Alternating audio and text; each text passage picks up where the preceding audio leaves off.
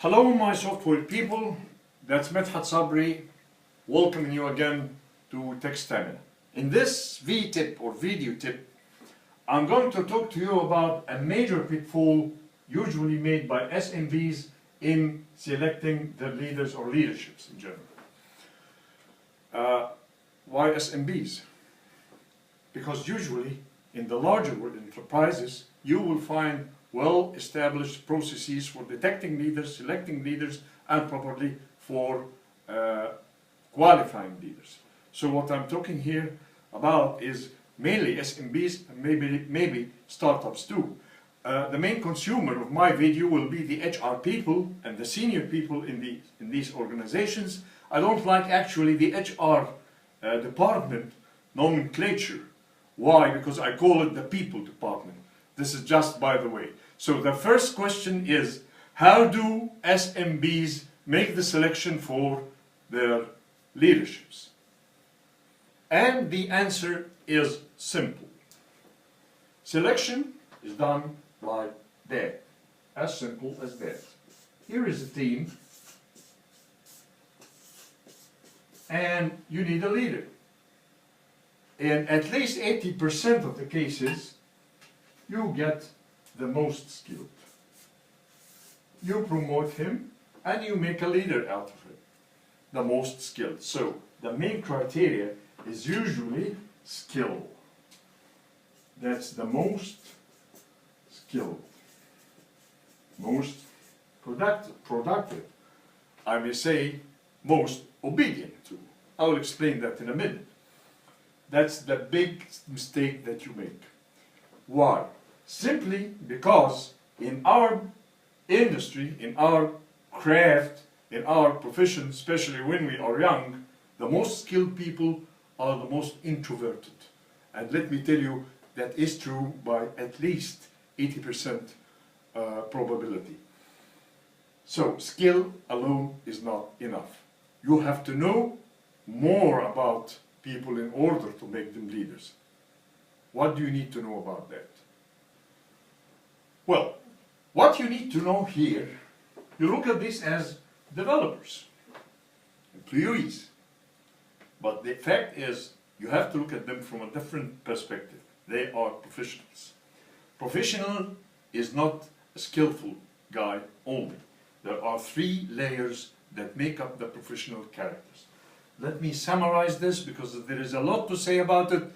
I will come to you about that in separate videos, of course, but for now, skill is in the hub. Above the skill comes something very important, which is values. Work values that make up the professional characters. And above all that, you should be able to present your skill and values. So there is presentation. There's always a presentation layer above all in order to present that to the others. That's what makes the professional character. So it's not only the skill. Because especially, I said, most of us when we are young, in order to be skilled, we are very much interested in what we learn, what we do, and so we are introverted. And introverted people cannot lead just as is. So, what is the right thing to do? Well, there are 2 things that you should mind if you are an SMB or even a startup who wants to know more about how to select. Maybe you are still small in number, but it's good that you start knowing that if you are a startup, I mean.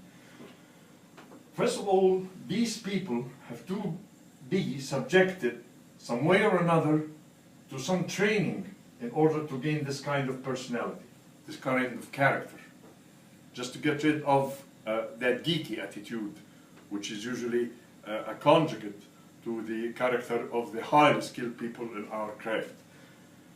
There are exceptions, of course. There are people who are born to be leaders, but I mean about the average. You choose from the most skilled, and that's wrong. In a soccer team, the captain of the team, the leader of the team, is not necessarily the most skilled. He has to be a skilled player, but he doesn't have to be the most skilled, and that's it. So you have to train these people and make professionals out of them. This is number one.